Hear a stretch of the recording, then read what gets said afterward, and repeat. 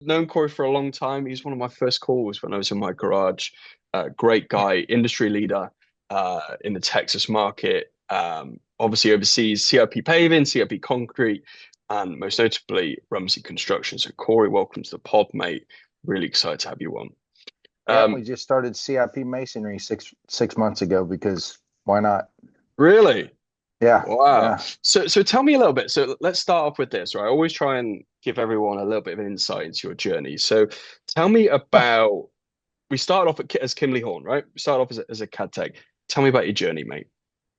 Man, I always wanted to be in the engineering world when I was younger, didn't know how I was going to do it. I bounced around a little bit out of high school and finally went to a technical college, got my foot in the door at Kimley Horn as a CAD tech designer, Yeah. which was an incredible blessing just to get my foot in the door at some place back that because back then they the CAD tech is the one that did all of the nuts and bolts and the actual work, right? Yeah. The civil engineers were managers of CAD techs essentially and projects, and the CAD techs were the ones that did all the drawings. Now I think that's a little less now with software development. Moving into Civil 3D and stuff like that. The civil engineers are doing a lot of the design themselves inside the computer. But that was something that always intrigued me was CAD. CAD was new when I was coming out of high school. It was a cool, new, interesting thing. I grew up with a stepdad who was an architect and hand drew everything, so I always had an interest in drafting and drawing. I was just not creative, so being an architect was not in the books for me. So naturally, engineering was a natural progression for me because I was a math guy. I could understand the math. I could, uh, the angles and all the things to do drawings just came naturally to me. So that's why I ended up. I didn't even know what civil engineering was really when I ended up in civil engineering, and uh, talk to guys. And in the civil engineering world, when you say, "Oh, I'm a civil engineer," they're like, "Oh, you do roads and bridges." No, Yeah. I got into land development. Wow. And land development was very intriguing to me because it's taking something that doesn't exist and making something out of it. And I always knew that people that developed land became wealthy someday. I'm still It's a trying to good way to figure that start. piece out. But It's a yeah. good way. So So so yeah, how did you get from, so it's obviously that's it's quite an unusual background.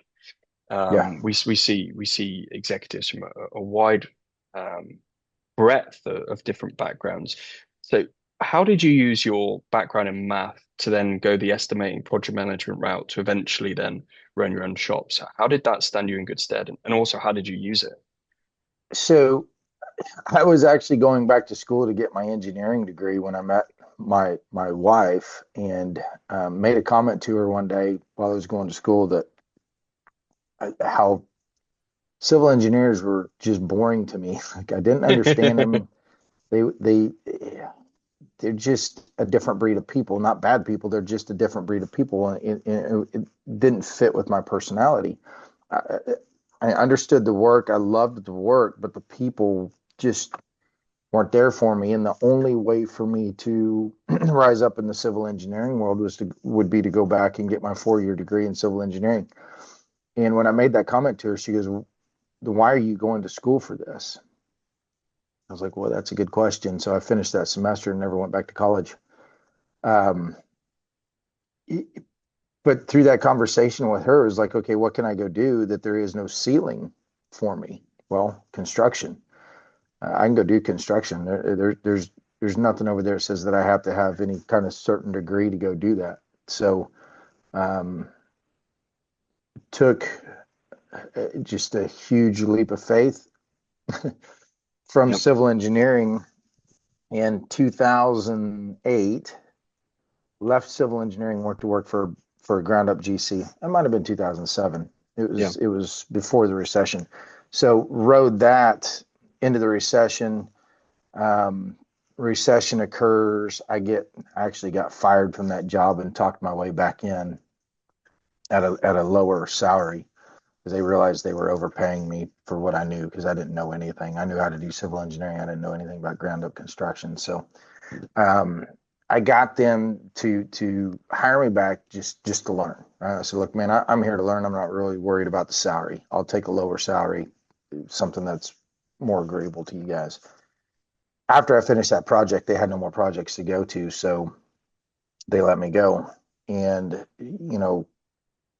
I was searching and searching and searching for a new job for about 2 months when um, I don't know why I had never looked into utilities, even though Yeah. I'd been drawing it for 10 years and designing it for 10 years. I never looked into utility construction. I don't know why. And finally, there was a company here in DFW that was advertising that they wanted a project manager. I applied for it. They brought me in, interviewed me.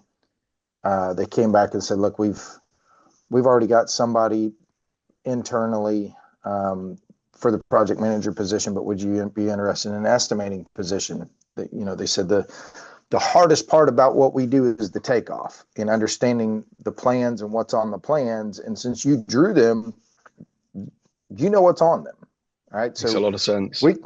we can teach you how to apply money and labor costs to that. The hardest thing to teach you is what it is you're looking at in that set of plans, and you already know.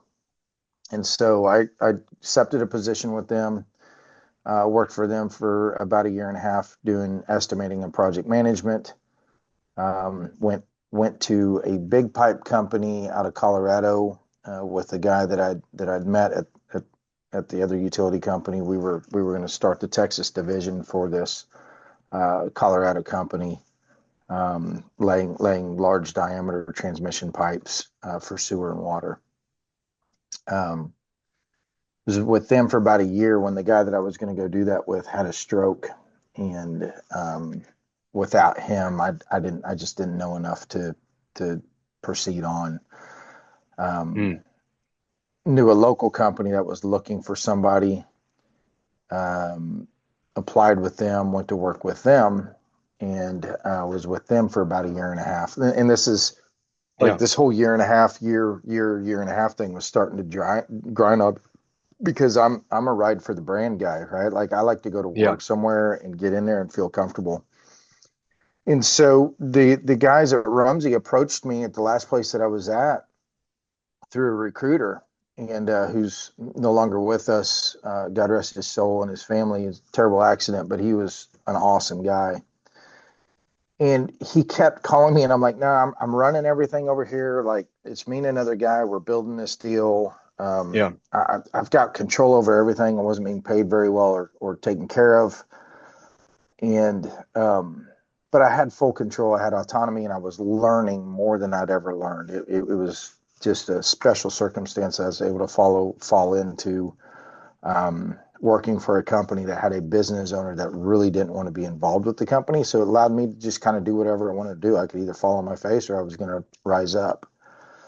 And fortunately, I was rising up enough to get noticed by the guys at Rumsey as one of their competitors who was making them mad because I was stealing jobs from them, Good and for they were you. stealing jobs from me. And I'm like, man, I don't know who these guys are, but um, when the recruiter, he didn't tell me who it was at first, and finally he's like, look, Corey, it doesn't cost you anything to go talk to these guys. Just come talk to them. Yeah.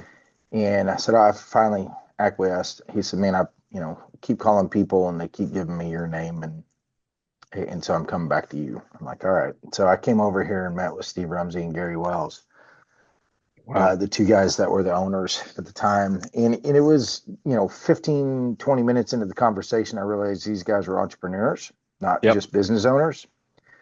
And that was huge for me. Steve Rumsey actually has a development company that he runs, and I'm like, oh, I can be around a guy that is actually a developer. So if I find that piece of magic property that I've always wanted to develop, I've got somebody there that can help me out.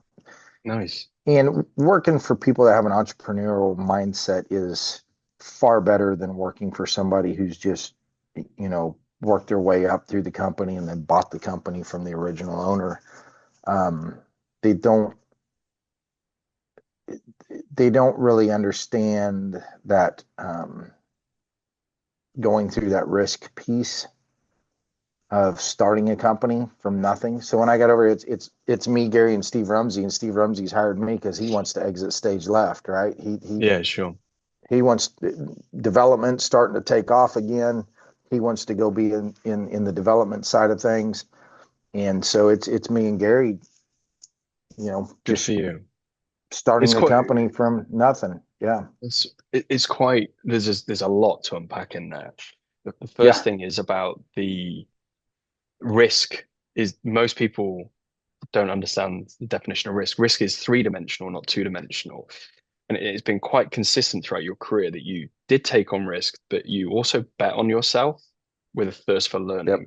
Where did that inner drive of betting on yourself and belief come through, especially during the hard times, the recession, and all of those years, which enabled you to kind of see your vision and see that entrepreneurial mindset? Where did that come from? Man, honestly, it's just something that has boiled in me from when I was a kid. I was talking to my mom about this the other day. It's funny. I told her, I said, look, I knew when I was a kid that I was going to be a millionaire, You know, right? Like I didn't know how. I didn't know where it was coming from. I was raised in a broken home by a stepdad who was hard on me and my brother. Very strict, very, very strict. We never did anything right. Um, we just lost him last March and sorry loved to hear him to that. death. We had a really close relationship as an adult, but as a child, man, I couldn't stand that guy, Tough. right? It was tough. But I can remember, I used to love four-wheel drive trucks and the mini trucks. I don't know if you remember the whole Yeah, mini yeah, truck yeah. We craze. give them Yeah. away. Yeah. Yeah.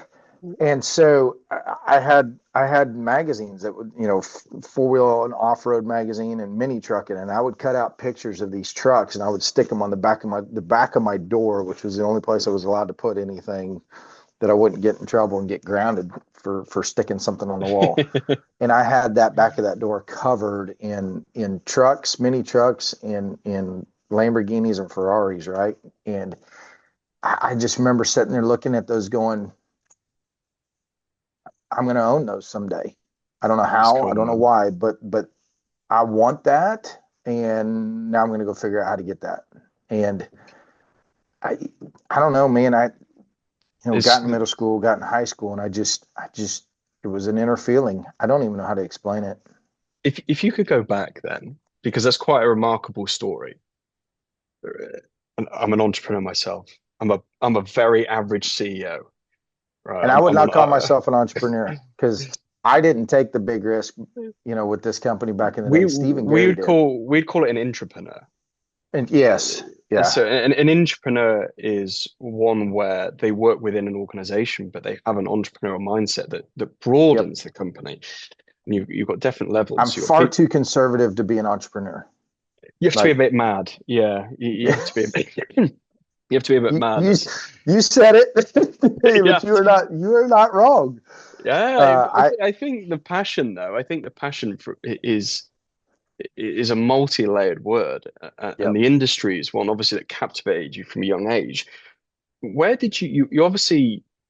I really want to go into this. You took quite it was quite a long-sighted view if you really look at it. You talked about always looking further ahead. When you sit in the role now that you're in, you have multiple business lines. How do you maintain that passion for what you do, and how do you kind of kick on and continue to learn, your thirst for learning, your thirst for taking on risk? How do you continue that momentum? it's difficult. Like I get imposter syndrome sometimes, right? Probably more often than I would like to admit. Coming out of the nuts and bolts of the company, doing all the estimating, doing the project management, and going to managing people is the hardest part. If you don't like managing people, um, entrepreneurship probably is not the place for you, because if you're building a company at some point, you're going to manage people. That's been the hardest thing. I got comfortably complacent for probably the last 2 or 3 years, and I Yep. wasn't growing. right? I was not growing at all. And if you're not growing, you're dying. And so I actually, had a guy here that went to a leadership training deal, came back, told me about it, and they happen to have a leadership training deal for business owners. And Yep. so I contacted them, went found out that they have business owners, and then they have, high revenue business owners. And so they're like, look, because our revenue is so high, they're like, we don't want to go put you in a class with a guy that's running an irrigation shop and doing $1.5 million in revenue. You guys don't have the same problems, right? Yeah, it's different measures of scale. Yeah. And so they stuck me in a room with four other guys they're high revenue earning guys, and gave us, like a little CEO training type deal. I ended up joining the organization for more money than I've ever spent on myself in my life. But it's been awesome. So I joined platinum level, where me and these guys are in conversation weekly. Yeah. They have a quarterly training where we go to the facility, and these guys are from all over the United States. Go to quarterly training and meet, and then I have a personal coach that I meet with at least twice a month. Nice. And that's been huge in my growth. The other thing that I did is I started going to a personal counselor. Yeah. And growing up in the area I grew up in, you don't do that, right? The therapist, no, there's something wrong Yeah. with you. You're mental. You got mental problems. You're going to therapist. That's complete baloney. Yep.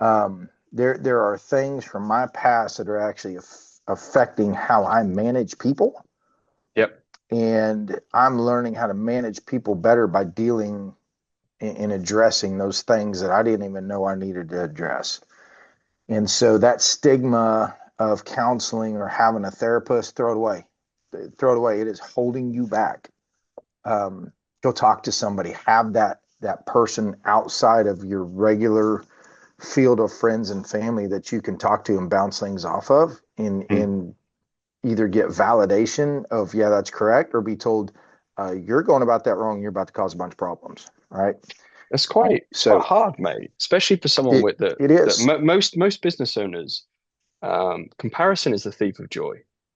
And in a day and age where there's a lot of people talking a lot of nonsense and a lot of stuff out there, you and I've been there myself. You end up thinking like, why am I not there, or why are we not doing this? But to have what could be described as your imposter syndrome, or um, I actually call it a burning passion to succeed. Where Yeah. if you're, it's actually a blessing because if you aspire to these great things and you aspire to be a leader. How did you then have that vulnerability of thought to then go and be quite objective and go, okay, well, I'm not maybe where I need to be, or I've maybe stagnated to where I want to be. What transpired through your thought process to get you there? I developed a relationship with God. Me too. That's good. Yep. I actually got baptized last April. Wow. Um, didn't even realize at the time that was going to happen. Didn't Okay. realize that it was going to be, wasn't like I signed up for baptism at church, right? It was another thing that I was organization that I was going through. It was a Christian-based leadership program, hardcore program, um, and ended up raising my hand to get baptized, not knowing what I was going to do it. And honestly, I was torn, because I would have really loved for my kids and my wife to have been there to watch it happen. But at the same time, I knew I couldn't wait. And so, you know, I, I grew up in a house where half, my mom was about God and my stepdad was atheist, right? Yeah. He'd tell you he's atheist. He committed himself to God before he died, thank God. But having that, you get conflicted as a child, right? Is there God? Is there not a Sure. God? Now I'm an engineering mind guy. So now I start putting the engineering aspects together and like, Yeah, God doesn't sure. exist, right? And so I toiled with that for a long time and fought with that until God brought me my oldest daughter, who is a Christ follower like none I've ever seen. It's amazing. Brought me back to church. Next thing you know, I'm committing my life to God. So once I committed my life to God, then all of the other things started happening. Of okay, dude, you're in a rut. Um, you're not growing. You're just surviving. Is that fun for you? You having a good time? And the answer was Wow. no. Right? I wasn't having a good time. I was having Groundhog Day every day, and I was perfectly fine with that because you know making plenty of money, taking Yeah. vacations, right? Just trying to raise these kids and get them through school Yep. and stopped living for me. And in the last over the last year, I've started living for me again, and Amazing. it's created some conflicts in my personal life for the better Hmm. because I'm actually defending and taking up for myself, getting rid of the comfortable complacency, getting rid of complacency altogether, doing the hard things, right? Yep. I think a lot of us, I know for me, it was I want to make a bunch of money and get rich so I don't have to do anything anymore, right? And then I found when I'm not doing anything anymore, that is a It's the sad worst thing. existence. It's It, terrible. it's an interesting experience because I don't think many people talk about this, and I myself have had this. You actually get bored because you're so Mhm. used to, as a high performing executive, you run so fast and you achieve all those things, and then you think, what's next? And if you, as your organization scales, you have to redefine yourself, Yep. and if you're not, if you find yourself doing low level tasks, your self worth deteriorates, and it's something that holds a lot of executives back. Um, I think it's but why a lot of them turn to alcoholism, right? yep, And they become addicts because they're trying to replace the dopamine hit that they used to get from building a company or being successful. Like I used to do all the bidding, and winning a bid was a huge dopamine hit. You go yeah, celebrate that, and it was awesome. And I don't bid anymore, so I'm not winning. I don't project manage anymore, so I'm not, I'm not knocking it out of the park on buyouts. And now I'm sitting here most of my day is trying to develop KPIs to measure what those guys are doing and know whether or not they're doing a good job. So, you know, somebody like me who has developed processes and built the company, at some point you become where you're running the company and you don't get those success moments anymore. yep, And so you don't get that dopamine hit. There's no highs and lows anymore. It just kind of runs right here of you trying to maintain and make sure everybody else is doing their job. And where do you get the, hey, check out this good job that you did last week? That goes away. And that's a lot of what people like me used to live for, it's very right? difficult. And the sales, Yeah. if you think about your sales cycle, or you bid a project, you win a project, you tend to work in quite short parameters where you get high, the highs are high, champagnes and razor blades, so Yes. the really, Yep. really high, really low. And as you transition from working in the business to on the business, Yep. the lag time can be sometimes years to implement procedures, to develop organizational strategy, to look at cash flow, DSO, DPO. And Look, that shit's there's so boring, right? it is boring, and that's why It's boring. it is boring until you can get people to help you out. Yes. It is really boring. Something I'm really interested. You got to learn to celebrate your team's victories and have that same pride about your team's victory that you used to have about your own little personal victories. And that in today's very and age is quite rare. Yep. I know we That's we hard take to a lot do. of complete graduates, or we take people very, very young in their career, and sometimes you spoke earlier about your stepdad, and I think being a parent is a secret hack as being an executive, because you're able to, you have to see the good in something before they can often. Yeah. And I want to touch on this point because there's so many ways I can go into this, but something that I really think the audience should like to learn from. There's a bit of a misnomer in the sense that I believe that there's a fundamental difference between managing and leading. And not everyone that you hire is a great manager, not everyone you hire is a great leader. As you've done both roles, can you tell me about your philosophy for management and then also how that maybe intertwines with some of your leadership philosophy? Man, I'm probably the worst person to talk about philosophy on that. I don't know that I actually have one. That's probably the best one. That's probably the Yeah, best way. You a just do it lot of yourself. people like to build a box around that and really analyze people, and I've just never got into that. I've never wanted to be a psychologist, and I never wanted to go to school for psychology. I didn't want Yeah, to be, you I'll know. maybe give this a little bit of context. Less from a philosophical perspective, more from a day-to-day. We see a lot of really good high-performing leaders within their business, where it might be a lead superintendent or a lead estimator, and then suddenly they're thrust upon a management role, whereby they're then having to their dopamine levels and what they see as success is totally different. But Yep. you've had to do that yourself as you talk about going through your estimate, right? Your project man. Okay, how did you move? Talk to me about that transition from how you see effective leaders day to day and then move up into management and can all do that. It's interesting because I think a lot of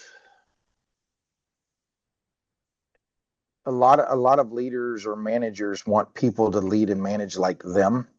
Okay. I know my partners have been that way where well they're coming to me. They you know I've kind of moved into my position out of necessity, right? Yep. As we hired people, I became their boss. It was never, hey Corey, we're moving you up to manager. It was like well, Yeah, that's the only shit. you've got to Someone's got to hire do it. people underneath you, so you're just going to be a manager, and then you got to start figuring out how to manage people. I've got one partner, our CFO, who is an excellent delegator. That guy, I, I think he delegates his birthday every year. Like he delegates everything, and he's phenomenal at it. I'm a doer. Yep. I've always been, man, I just do it myself. And I will actually feel guilty handing something off to somebody else that I can do Natural. myself. Very natural. And what I had to realize is when I was doing that, I was actually holding that other person back by not Yep. giving it to them. But I didn't want them to think that I was lazy and just trying to hand off all my work to them. So I had that internal battle about that. And as you become into management, you have to realize it's the working on, not in, that you talked about earlier. And that's probably the hardest thing for a lot of people to do who are entrepreneurs is they have worked in the business for so long that they don't really know what working on it is. And that's something that Very, I've it's had a to, totally different job. yes, I've It, had to really pay attention to other people working on a business. Taking some of those leadership classes helped. The one I went through is called Rise Up Kings. It's a Christian Rise Up based Kings. deal. Okay. Yeah, I love it. Phenomenal organization, but it is very Christian. It's Christian based. It's Christian centered. And I get it. There's people out there that don't want to do that. There's leadership classes all over that you can take. Go to the leadership classes, right? Because there's very few people that are just innately created to be managers of people. I agree. And I will tell you, managing people is the hardest job that you will ever have. It's in there are some people that are innately they just get it. Steve Rumsey's one of them. That guy walks into a Yep. room and commands it, right? And just from a smile, I've never felt that I've had that ability. I don't. Maybe I have and just hadn't recognized it. But going to leadership classes is more and more about okay, knowing how you're approaching people. One of the things that we got into was personality tests, the DISC test, the Yep. DISC test. Man, I had my whole team take it. Had a guy that was a DISC professional come in and give a 2-hour class on it to the whole company about Okay. how these different personalities communicate with each other. That opened a whole new world up to me. Like I had no idea. I was always just trying to communicate in my language, and I was just making people mad all over the place. And so having self-reflection and the ability to self-reflect and understand that just because you were able to build this company doesn't mean everybody else is just going to fall in line behind you. You still It's a have to show that big leadership. challenge. Yeah, And you yeah, talked on something there that's really interesting. It's that communication, and that kills a lot of companies because yep, a great analogy we often give to a lot of leaders is a company's like a child. To you, it's the most beautiful baby in the world, but to other people, it's just a child. And you've got to get it through you've got to keep it alive. And then it goes through the terrible twos, terrible threes. And then becomes a little adolescent, and then it gets spots, and then it gets problems, and there's all different phases. But as you adapt your leadership and your communication style, it has to change as the company gets bigger because yeah. the same way you maybe communicate when there's four or five of you has to change. And that And intertwined that's with funny you say that. I hadn't thought about the child thing, but it's perfect because yeah, think about it. Yeah, people come to work here and then they leave. And I used to yeah, get so mad. Like, why yeah, did they leave? We're this great company. And it's like, yeah. I have this beautiful child. How come they don't think my child's the most beautiful one ever? Yeah, it's true. Right. Well, people have different opinions, right? And they do have a difference of opinion, and it will always be your baby, and it'll always be something that you love. And that's the same intertwined with management. Some of my team often laughed at me when they were in manager roles. I say the worst thing about management is watching someone do a worse job than you and having to try and teach them better. Yeah, Yeah. you pull your hair and you're like, oh, what are you doing? But But you that's the can't. hard part, though, Alex, is they will never do it as good as us because we believe that we're the best at it. And you have to Right. have that inner belief. At the end of the day, I believe I do my job better than anybody else here can do it. But at the same time, I also, when I was estimating, I would tell you I was the best estimator in Dallas Fort Worth. Nobody could outestimate me. If I wanted the job, I would get it. If I didn't take the job, you better be scared because you missed something. You're about to lose money. And I believe that in myself. And that's it. I don't call it cocky. It's like I know my subject matter. I know my business better than anybody else. Um, Mm. but then when I hired an estimator, I'm like, oh, he doesn't know the business as well as me, and he doesn't manage the clients as well as me. And They're how the am I going to hand this hardest off to people him? to hire. But Estimators are hard. it, but nobody was going to be as good as me, right? Yeah, Because I believed that I was better than everybody else. And so now it's like, okay, I have to train this guy. And then I also have to train him understanding that he is not ever going to be me and do the things exactly the way that I would do them. But is he still accomplishing the same task? Yes, he's still accomplishing the same task. Is he able to have success with that? Yes, he's able to have success with that. Okay, let the other stuff go.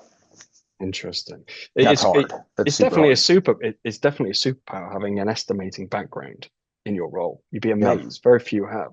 I want to get into kind of some of the nitty gritty that a lot of people are talking about, and I'm sure there's people listening to this that are like, love it, but maybe I could learn some of the hacks that you've learned through your scale or what you're doing on a day to day because we want to give back. Um, from an estimating perspective and from your role and all the experience that you've got, when you are considering projects, for you as an individual, you speaking in your role, what are the red flags that you're like, I don't want to touch this when you're assessing a project or a build? The first red flag is if I'm talking to a general contractor and they're just talking about low bid, right? Okay. If they get on the phone with me and they're just low bid, you're not low, you're not low, you're not low. Have you scoped Mhm. the job? Are you sure that I'm not low? Are you sure that something hasn't been left out? Are you sure that there isn't something on the backside that's going to come up and bite you? Um, that was one of the biggest lessons that I learned when I came over here with Gary and Steve is how to say no. I was a yes man before, right? Like, you want me to drop 50,000 out? Okay, yes. Yeah, I sure. just I didn't want to miss an opportunity. I didn't want to lose a job, and being able to actually tell a client, hey man, we're not going to be able to put our best foot forward on this, so it's not a fit for us, and to say no. Um, that And that how that is was that long huge. term? Speaking to a few people, they've had to say yes because they're scared of No, potentially they losing didn't. that client long No, term. they did not have to say yes. That's the I thing that know. ticks me off the most is, well, I had to say it. No, you did not. I see these guys with the, we just created core values from the company for the company this year. We never had any, but I would tell you that we had them. Yeah. And you could probably walk around and most people would know it. Sitting there saying, well, I had to say yes because I had to grow my company. Uh, that lacks integrity, right? It just, it's not true. But people, when they're starting a business, we had a guy that worked for us, went to work for somebody else, and then went and started his own company. And in the beginning, he wasn't saying no to anybody. They don't last And I long. called him up, huh? They don't last long. Well, he almost went out of business. COVID actually saved him with the PPP loan, and he's blown up again, and he's gotten really big. But times are really easy right now too. So does he have longevity? I don't know.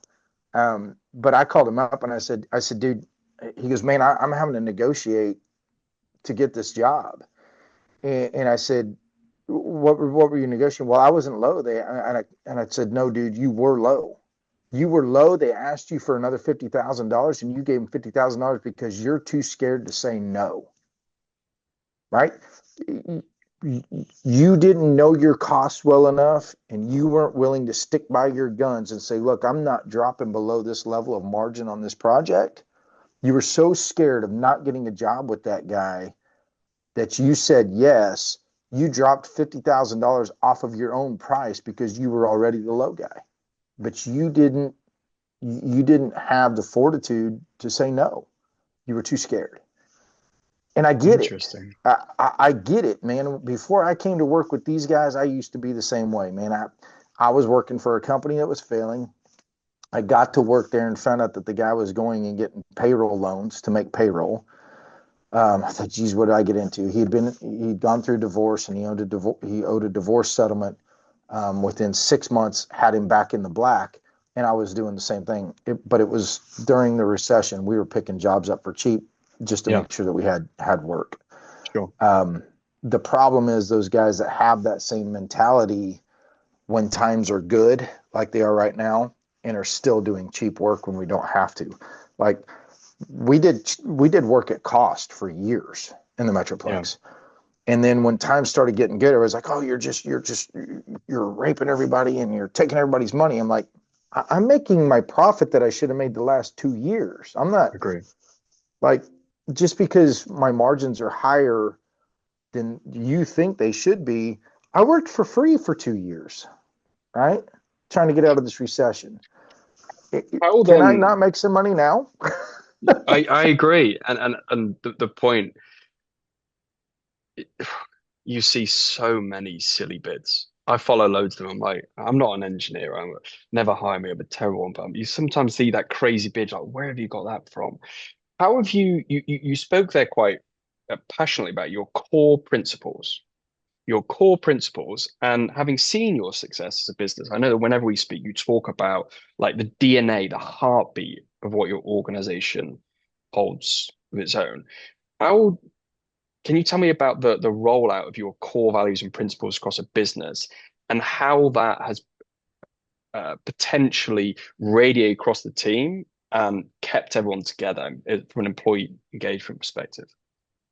Well, we actually just officially rolled them out, and I did a terrible job of it at the Christmas party this year because I actually forgot about them, and I'm like, uh-oh. And so, but we had a big boards up as they walked in where they could see the core values of it. I've got the core values. Um, I've printed them on business cards. So Nice. there's all of our core values, and the other side is our mission statement. And our mission statement, the last part of our mission statement is to serve with character and purpose that brings honor to God. I can tell you one of the biggest things about this company is from day one, they were not afraid to say that they were Christian men that believed in God and that God principles were surrounding this company. And, that helped me get stronger in my faith because I worked for a guy at one time that was making fun of somebody else for having a Bible verse on his set of plans. And so I thought, oh my gosh, you got to keep God out of business. And I was wrong. I was completely wrong. God is allowed to be in your business. If somebody doesn't want to do business with you because God is in your business, good, right? Love That's that. perfectly fine, right? Love that. And so one of the other things is we're getting these printed in Spanish as well, Yep. because that was my ignorance and oversight on my side, where that's one of the places where I messed up. I got these and started handing them out, and I thought, oh my gosh, the guys that I really want to get these to might be able to read that. They get out their Google interpreter, right, and get.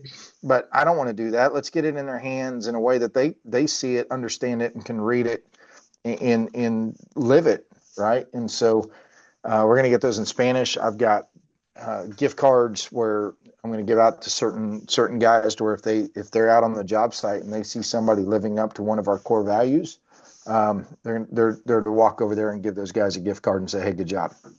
I'm still learning how to push the core values and get people to really buy into that.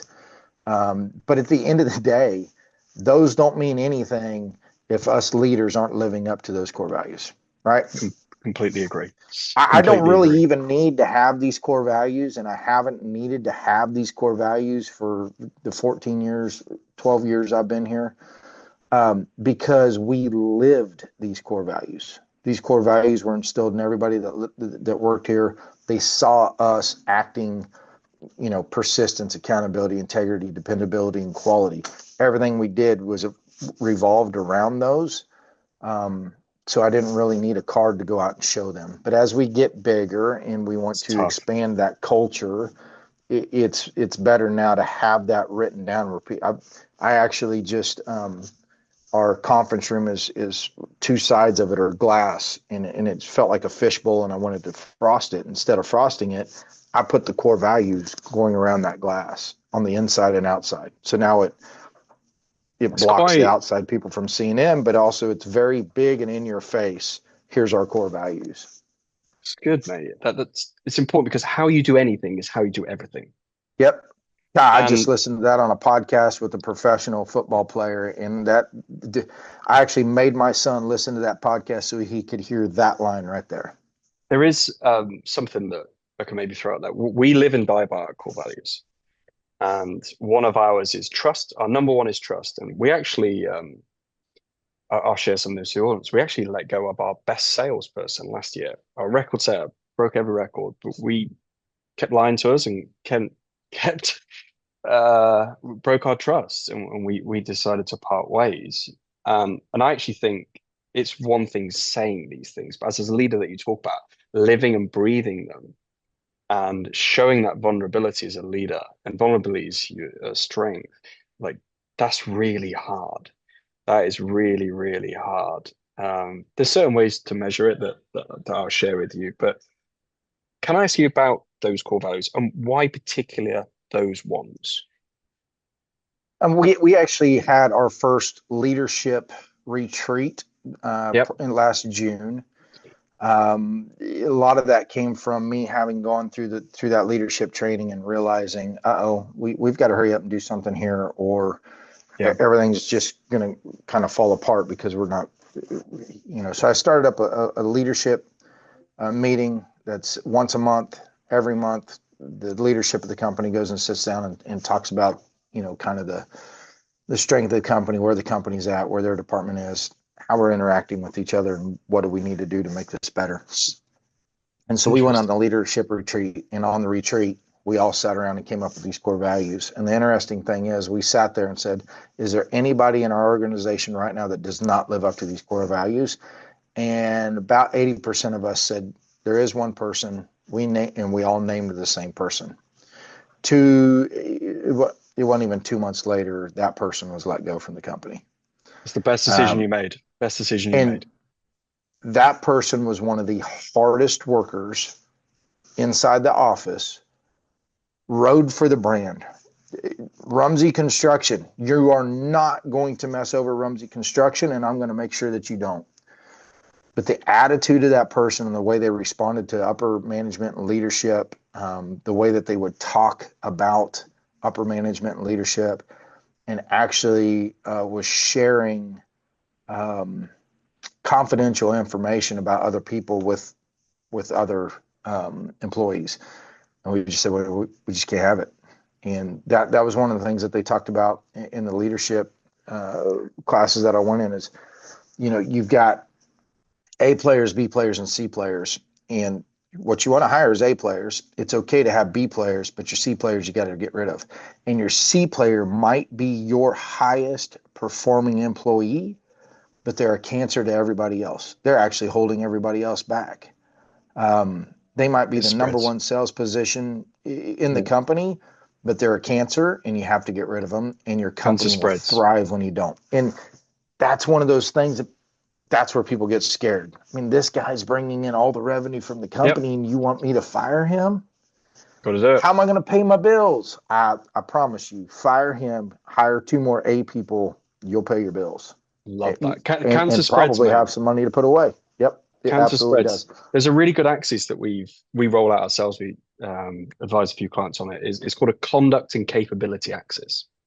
So if you think of it as 2 axes, you'll have like your minimum conduct scores, right? So like how you do your job, if you're a pipe foreman, if you're an excavator, you're a high operator, whatever you are. Your capability axis, but how you do your job. Your conduct axis is your biggest predictor of success. So you might have some of the best people that we say is like, hey, this person might be a 6 out of 7, 6 or 7 out of 10, but their conduct's a 10. And those are like your left and right tackles of your company. And if you get a bunch of those, you're done. Like that's your gold. And if they live and die and breathe your core values, I can speak from experience. It spreads, it radiates. The hardest thing as a leader is to stand by them. And if you make one exception for one, you've got to do it for all of them. And then it just slowly wilts away. If you could go back, it's something I'm really interested in then. So a lot of people might not be at the level you're at, or some will be quite similar. If you could go and do it all again, tell me about if you go back all again and it's Corey and you're back in your early phase you talked about where there's the 3 of you, what would the top 3 things be that would be your focus areas? I'm going to go back and touch on what we just talked about. It's about the conduct person real Please. quick. There's a guy around here. His name is Marty Bryan. He runs restaurants in the Argyle area. He's got this huge place called Marty B's Place. And I was at a leadership convention and they had him on stage and we're talking to him. And he said, one of the first things he said, it's the slow to hire, quick to fire. And he goes, do you know when you should fire somebody? The first time you think about firing them. And he doubts too much doubt. And too many times we're like, man, I don't know if that's the right person. And we sit there and hang on to them and we try to train them and do all these things. And at the end of the day, we end up letting them go or they end up leaving the company anyways. And it's like, yeah, I would have been better off. So I love that when he's like, when you fire someone, the first time you think about firing them. Now in a restaurant situation, that's probably a lot easier than somebody that's, intertwined with your clients and stuff. But so, golly, 3 things that probably don't take yourself so serious.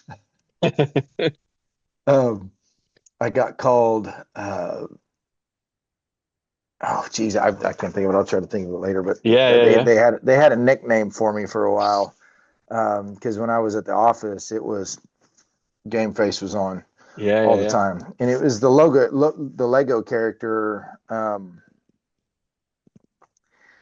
I can't think of the name of it, but anyway, they had a little Lego character. They'd show me all the time. It was like this guy that would all of a sudden blow up into like Mr. Business, and so I like that. You don't have to take yourself that seriously all the time. But this being my baby, if anybody wasn't being serious and taking it serious, I would get upset with them. Yeah. That was one of the biggest things. There is a fine line between being friends with people and being their managers. Okay. That's something that I still deal with now that I love having an open relationship with the guys, but at the same time, it makes it really difficult when I Difficult. have to make a hard decision, right? Yep. So that make sure you know where you want that line to be with Yep. people, but don't go to the side where you're too good to talk to anybody and you just walk around with your chest puffed out because you're Mr. Owner guy and think these people are just going to kiss the ring as you walk by. I I see that. I'll tell those people that they need to quit you because that's not a good environment either. Okay. Um, Me and number three, I don't know that I have good three solid things. Okay. Well, I've got a couple of quick ones for you then. I've never seen anyone ask this, and I'm really interested. What's the dumbest thing you've purchased as an owner or co-owner of your company? Heavy equipment is often one, but what is some of the dumb things that people could potentially avoid through that scale? Um, ah, Golly, I don't know. Me personally, man, a lot of the purchasing stuff I've let Gary Wells. I buy computers and technology stuff. I'm not the equipment guy. Um, he would be a lot better what to answer. He's Mr. Brainiac, man. He comes up with these inventions that's going to make us do our job better. And then the guys look at him, roll their eyes, and don't use it. He goes, "Well, Yeah, if they'd have used it, it'd have worked." I'm like, yeah. "No, it might have killed We somebody." live in we live in we both operate in a space where not every idea is a great idea. But if like Yeah, 30% of them work, that's all right. They pay off. yeah. I can tell Okay, you the biggest mistake that we've made is please. every time we built a building, we built it too small, with no plan for the Wow. future. And that was one of the things that drove me nuts. Is in the beginning I didn't have a lot of input on that. And it was driving me nuts because we no more than got certificate of occupancy on the last building that we were in, and we had a guy come in and was building offices in the shop area. We knew day one that that's what we were going to do. I'm like, if we knew that day one, why did we do that? Yeah. Uh, there was a So, size that we were trying to stay under and all these things, but in the long run, it didn't serve us well. We ended up having to move into another office, and now we're looking at this going, okay, now we can't grow here either, and we're gonna have the to move into statement of another office. intent as well. If you say to your Yeah, staff, look, we're going to go out here, yeah, that's big buy-in. Okay. yeah, What's the plans for this year? So obviously you got your four businesses. What's the North yeah. Star? What's So Everest look like? the big thing for us was 4 years ago on the Rumsey side, us owners sold the company to the employees. We are now 100% employee owned in Rumsey Construction, and so that comes with intentional growth. And Okay. so over the years, let's see, we've gone from you know 10 to $15 million company in 2013 to a $70 million company Wow. two years ago. Last year didn't quite hit 70. Um, but that growth has been organic growth through taking care of our clients. We are a client-centered company. Um, the number one thing is repeat customers and building a relationship with our clients. We are not the guys out there just estimating everything that comes through the door and seeing what sticks to the wall. We take what we call a rifle approach instead of a shotgun approach to bidding. Yep. We're going to dial in that scope instead of trying to get a bigger spray pattern on our shotgun. And so we could go grow to $100 million company tomorrow if we wanted to. I could go hire two estimators and we can make it happen, and we could lose a bunch of money. Yep. But our goal has never been to go be the biggest utility company in the Metroplex. Our goal has been to have the highest margins we can possibly achieve. And Love that. that's not just through bidding jobs really high. It's from managing labor well, managing equipment well, managing project costs well, and then nicely rewarding the people that make that happen. Love that. And so, Someone yeah, once told me, you do something once, you make money. Do something twice, break even. Do something the third time, you lose money. So if you do right. it once, Well, the more you know about it, like it's like one of the guys said, he goes, you can talk yourself out of any job, right? You Yeah, look at it long enough, you can add enough money there, you'll never get the job. You'll have plenty of money in it, but you'll never get it. And so, yeah, going with your gut, understanding your market. So the future for us is now we've got our whole big thing is slow calculated growth to increase our price per share because now all of our employees get shares of the company. yep, It's interesting how it works because they get when they get awarded new shares, say it's at $5 a share. Now, if they ever want to sell those shares when they leave or retire, or whatever, it's the difference between $5 and whatever the current share price is, right? yep, makes So if it sense. goes down, they don't make any money. And so the whole objective is to, you know, grow the company. The problem is you can't go out there and try to grow it too fast and Well, make a growth mess eats out of your capital. company. Growth eats It capital. does. That's It one does. thing to And say and we've do, never but been a cash flow company, right? Like that's one of the greatest things I've liked about this company since the first day that I came over here. They've always had specific ratios of debt to income. We do not operate off cash flow. If cash flow stopped tomorrow, we know exactly how long we can go before we're in trouble. fantastic. And if cash flow dips, November, December every year, billings generally fall off. Productivity kind of falls off due to the holidays. And it's also a time when you're giving out a bunch of bonuses. And we Yep. give out a ton of money in bonuses.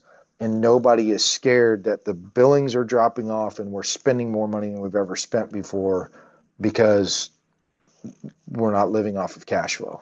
And so That's amazing. that's huge. And I think too many of these guys get out there and they see that cash flow and they're like, I can get the Bentley, right? I can go buy the $4 million house and have the housekeeper and the nannies and and then you watch those guys, they're out of business in less than 10 years. Um, and you just kind of shake your head at them. I don't really care about any of that stuff. I want a nice retirement. I want to enjoy what I do when I come in here every day. I don't want to be so stressed out that I can't sleep at night. And so having controlled growth, making sure that the people we're bringing in are being trained properly and not just monkeys here to push a button, right? Love that. They actually know what they're doing, and they're being trained to take over and rise up. And so, um, you know, I would tell you in the beginning, we would hire just to fill a position, and we never hire now just to fill a position. Amazing. It is It's a great way to be, yeah, mate. That's a great way to it's be. a lot more calculated when we're bringing people in and hiring. My last comment, if I may, often we get people that listen to these or watch these and I think, oh, well, I'd love to reach out to that person. If you do have members of the audience that want to reach out to you, how do they reach out to you? LinkedIn, baby. That's your way. Hit me on LinkedIn, man. That's my social media. Yeah, Um, Anybody can find me on LinkedIn. fantastic. The spelling of my last name is going to be the hard part, but look up Rumsey Construction and you'll find me. And are you okay for Um, people to approach you about maybe some of the Absolutely. questions? Yep. No, we'll Oh leave this my there. Corey, goodness. thank you so much. I appreciate Absolutely. it. Thanks And, for and we, having we me. we encourage all guests, if you've got some great questions you'd like to ask Corey, he's phenomenal. I can personally vouch for him. Hit him up Yep. on LinkedIn.